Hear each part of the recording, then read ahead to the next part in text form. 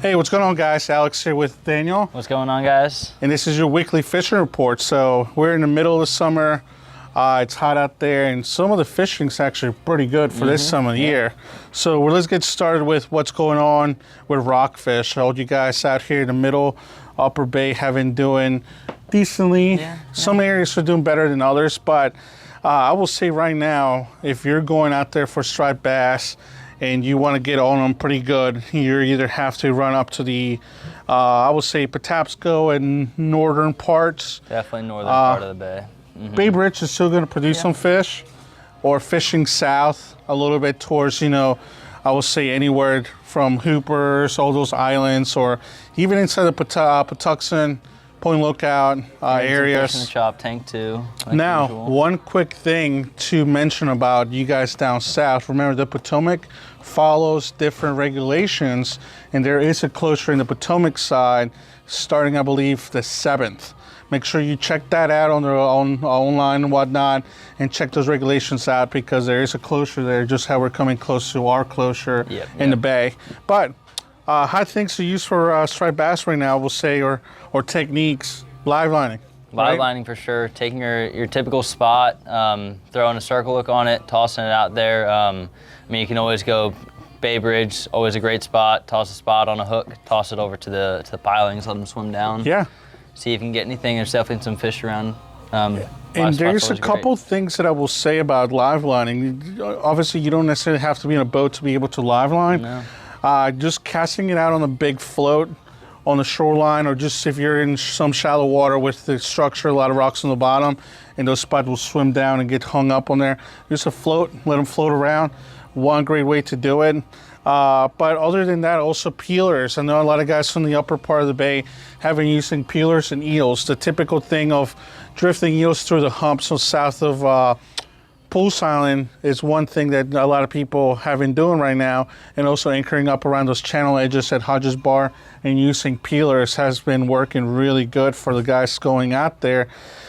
Topwater, right? Topwater is a great thing. Yeah. Now, some areas around here will be better than others, definitely. Topwaters are also really great for like mornings, evenings, when that sun's setting or rising. Always a good time to use those. You can use them at like rock points, jetties, all that kind of stuff. Any structure like that, it's always a good spot. And I will say, for you guys that don't like to wake up early in the morning, just wait until the evening, like he said. And one great rig we have here is this. We think it's kind of old school. It's almost like a popping cork.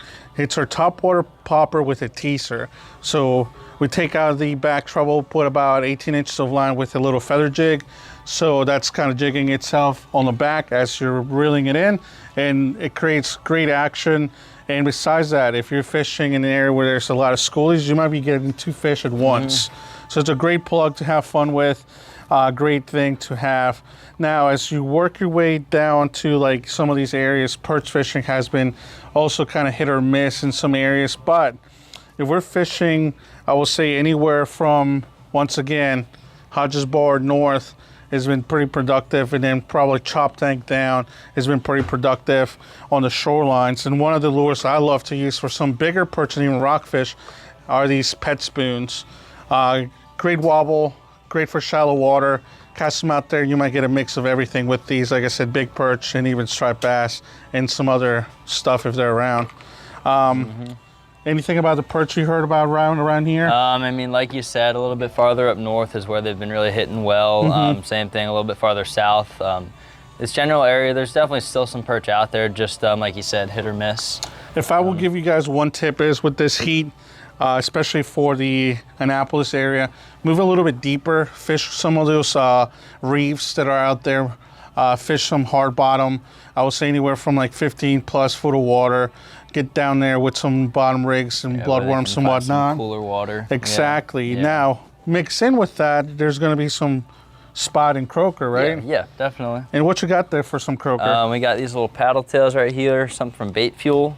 It's a great option as well. We've been hearing a lot of people catching some bigger croaker, some bigger spot, bigger perch on these smaller little paddle tails rather than like your typical plain sabiki. It just gives them a little bit bigger presentation. Yeah. That those bigger fish go after. And remember, they're feeding on small silver size and stuff like that, so it makes sense. Plus, it adds a little more fun to your bottom fishing. Changes it up a little bit. Oh, yeah. And then some of these spotting croaker around here in Annapolis, or the area in general, they're actually pretty good size. I mean, for nowadays, 9 to 10 inches, some 11-inch croaker. Definitely been hearing some keeper croakers. Yep, so they're showing up. Yeah. So make sure you take advantage of that and get some of those tasty fish. Moving down to some catfish. Some of these areas are still holding catfish, especially up in the rivers and the headwaters of most of our general area here. Yeah. And as you move up north towards, once again, that northern Bay area, these guys are awesome. I've actually tried them before. They caught me a lot of smaller size blue cats, but you never know. They're just like little power bait balls, but it's made by Fish Bites. Put them on the hook, for you. Yeah. and they work. I mean, catfish just eat about anything, but whatever they put on that, it gets bit. Much cleaner than your typical catfish bait. So if you're trying to keep it a little bit cleaner, really good option. Yeah. And as we move south, bluefish obviously have been here for a while now. There's been a mix of stuff with them coming in now, with more speckled trout showing up in certain areas down south, and also some of those bigger fish showing up with cobia and some of the bull reds in open water. These guys have been great for you guys fishing in shallow. Just about anything will bite this, and it'll be in Your shrimp tail. Rockfish, speckled trout, little puppy drum, anything like that. These lures are perfect for them. Pair them up with like a lighter ounce or a lighter size jig head if you're in the shallows. It's a perfect little bait for them. Yep, especially in a popping cork as well. Yeah. Now, when we're talking about bluefish and trolling and whatnot, we have two different setups here for you guys to be able to catch them with. One of them is being a hose pair up with a planer, or we have these Clark spoon kits. They come with the actual Clark spoon. I believe it comes with a number 1 size. So trolling these will be great for your bluefish. But once again, if you're down south, you never know. You might get some mackerel mixed in. There's been a few trickle into the area. And then maybe even some redfish on the bigger size bull reds with the hoses. And maybe even a cobia here and there. Yeah. Now, speaking of the cobia, there's been a few showing up in way the far south area of Maryland. Yeah, towards like Cape Charles and like the bottom waters of Maryland, really. Yeah. Well, yeah, Target Ship, mouth of the Potomac are going to be two of the most popular areas for you guys to go search. And once again, if you're going to be sight fishing, this tsunami twitch bait that looks just like a little bunker is a killer. I mean, I didn't even want to tell you guys about it because it's a little secret, but definitely one of those hot baits that you want to have for out there, especially this time of the year. Yeah, that kind of thing. Also, like bigger paddle tails are always a good option too. Yep. Chunking eels. Chunking will be probably one of those things we can tell you guys will probably do better early season as we speak of right now, sitting up at like Smith Point just across the borderline. Sitting around the Target ships on the south side of the humps there, what they call like the mud flats over there. Great area to actually go anchor up with a good current. Chumming is a big thing. Don't forget to chum. A lot of guys go out there and just chunk. Yep. For this type of fishing, I will say sink a chum bag on the bottom and one on the top, and it should produce some fish. Worst thing you can do is get you a lot of bluefish. Yep. Other than that, some freshwater before we move into the ocean. And what have you been hearing about some snakehead and bass? There's definitely snakehead out there to be caught. People are using stuff like this, your topwater frogs. These ones got even a little bit of a teaser little spinner on the back of that. This kind of thing is perfect for them. Just throw them out there. I mean, any kind of structure is really a good place to look. Lily pads, fallen trees, anything like that is where they're typically going to be hiding around. I will say right now for your hot areas for the snakehead, it's been mainly an upper bay pop, kind of deal where you want to head towards. I will say anywhere from Middle River and up is going to be producing a lot more fish than I will say some of the eastern shore grounds nowadays. Those areas up north have been not hit as much, and one of my favorite lures to throw at with snakehead and even some bass are these general Senko style worms, especially on that black and blue or black color. And right now we're fishing fry ball, so this has a nice low shimmy to it, so they drives them crazy. Whether you're going for bass or snakehead, put it in front of them, they're most likely going to hit that.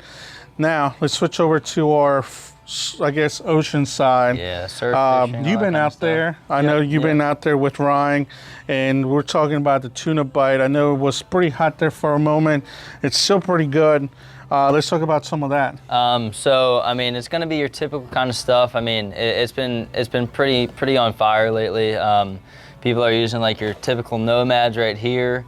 Your typical like wide trackers, your bars, all that kind of stuff is what you're really going to be running. It's been a really good bite out there. It's really hard to go out there and not catch fish. Just remember, guys, there's a couple decisions to make when you head out there, either running all the way out towards, your Baltimore, Washington Canyon, or sticking in up close to the Poormans and even closer. I know some reports said there was a good bluefin bite up tight, closer to the beach, instead of going way out, but it's a mixing right now with these storms moving through. Some of this wind changes and whatnot, the water might get a little, turn around. So keep an eye on those charts and seeing your water temperatures out there for this upcoming week. Other than that, wreck fishing, right? Wreck fishing, typical jigs. Yep, flounder Always. Fishing, sea bass fishing. It's one of the things that a lot of guys are turning into when they're out there and coming back in just to put some more meat on the boat. And these buffalo jigs from Nomad will get the job done, especially for sea bass. They're some of my favorite ones. Now, surf fishing. Ocean City is known for shark fishing in the summer. A lot of, sand tigers, a lot of sandbars. There's just a lot of those fish out there. Tons of sharks. Okay, don't forget to get your shark rigs when you're heading out there. You definitely need some wire and a big old strong circle hook for that. We do sell bluefish now for you guys that need some bait. Bluefish is really oily. It's going to be a great bait for you guys. And also don't forget your Sputniks to pair up with those. If you're dropping them, they're going to be great so they hold the bottom. And if you're casting, just make sure you use this on a high and low style rig so it doesn't get tangled up on your slider rig. Yeah, like your fish finder rigs, yeah. Other than that, there's small croaker, small spot mixed in, and some flounder mixed in on the surf. And of course, you have your flounder fishing in the back bays being pretty productive with a lot of shorts and some keepers, and your bluefish and rockfish mixed in right now. So pretty good full swing of things going down in the ocean. And one last thing, but not least, is the crabbing. Crabbing, yeah, crabbing's been it's been pretty decent. I mean, a lot of people are catching more a little bit farther south, but there's definitely been crabs around this basic area like Annapolis. Still good crabbing out there. It's just getting good though. It's gonna keep heating up as the summer goes on. Yep, been hearing a lot about good sized heavy crabs, so that's always a good thing. And that's it for your fishing report, guys. Thank you for watching. We'll see you guys next week. Guys.